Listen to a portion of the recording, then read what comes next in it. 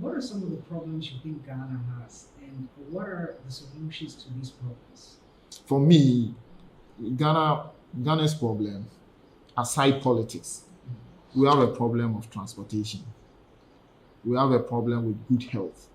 We have a problem with accommodation, shelter, and then education and security. To me, these are the basic things everybody needs in life. As for food, I didn't mention it because it's a constant thing everybody needs. So if you are able to put measures in place to ensure that maybe as a teacher, a normal teacher, at the end of your services, maybe you've taught for about 40 years, 30 years, 35 years, you are going on retirement, at least you should have some 2 bedrooms for yourself. When this is done, people will not steal government money. When there is proper transportation, why are people stealing government money? Because everybody wants to drive. But in the foreign world, it's not like that. People even don't fancy driving their own cars. Everybody joins the train. I've been out for a couple of times, and when you don't see people driving these fancy full cars as we do in Ghana here, everybody joins the train.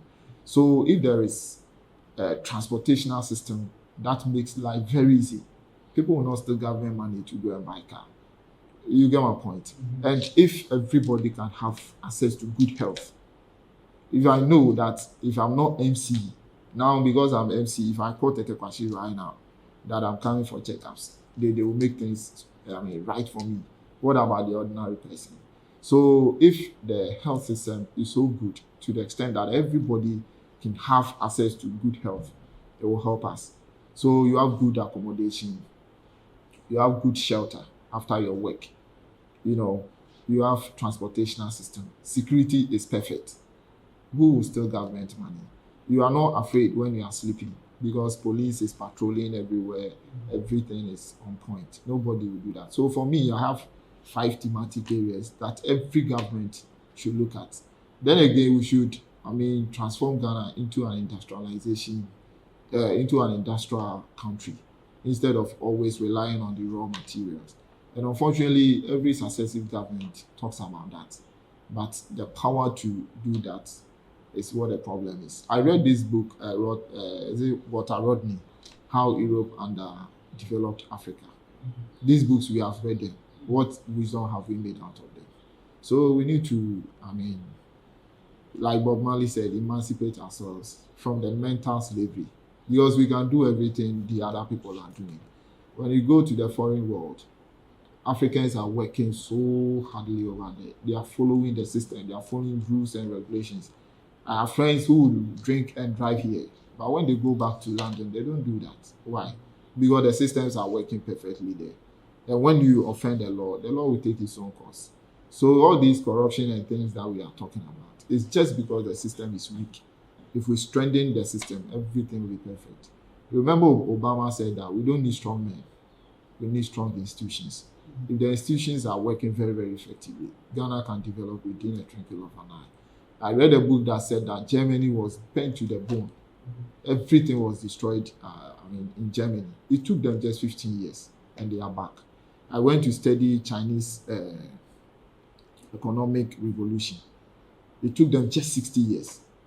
60 years. How old is Ghana now? In China, then everybody was wearing khaki, blue khaki, blue khaki. The whole world in the early 90s, everybody was saying Chinese are dying, they are crying, there is no food, there is nothing. Not knowing they were transforming the economy. Just 60 years, they transformed the whole system. So, what do you think the difference is between China and Ghana? Because why can't Ghana do the same thing? It's our mindset. It's our mindset. Yeah, it's our mindset. I remember the very first time I traveled and came back, when I go to Kotoka, I wept. I wept, seriously. Because then you had to walk from where the aeroplane will alight to you and you go and climb metro bus. And, even when I got to, the arrival section, I saw cobwebs, I saw champon leaves, everything was messed up. I said, wow, this thing you can't see outside. You see, when you get out, you don't get a place to even urinate. But in Ghana, right in front of this office, somebody will be standing there and urinating. Meanwhile, we have washrooms all over in these offices. It's our mindset. We think we can make it. It's our mindset. When we change our mindset today, Ghana will be fine. Who's supposed to enforce the change of the mindset? All of us. There is this story I read about a man who said he wanted to change the whole world. So he was always campaigning, doing broadcasting. He was all over on the radio. So he couldn't do much. And when he was about dying, he called his children and then told the children that my dream was to change the whole world, but I've not been able to do it. And now I'm going. The problem I had was to change myself. And if I had been able to change myself, I would have changed you, my children. Then you impart into your friends will impart into their friends, and the whole country will change. So it starts from me. As a mayor, what am I doing? What is my impact? What am I setting forth for the people to follow? If I'm able to do that, the next person close to me. You see, it's just like when you put a fire coal in a lot of charcoal.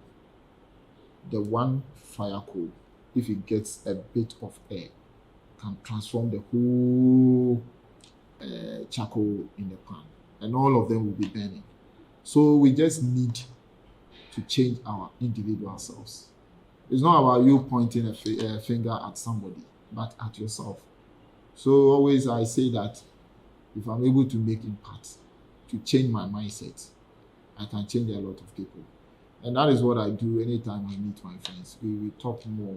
Then the little I have, I share with them. Some of them take dough, some to insult you and reject it. But later on, when they sit and meditate on it, they change.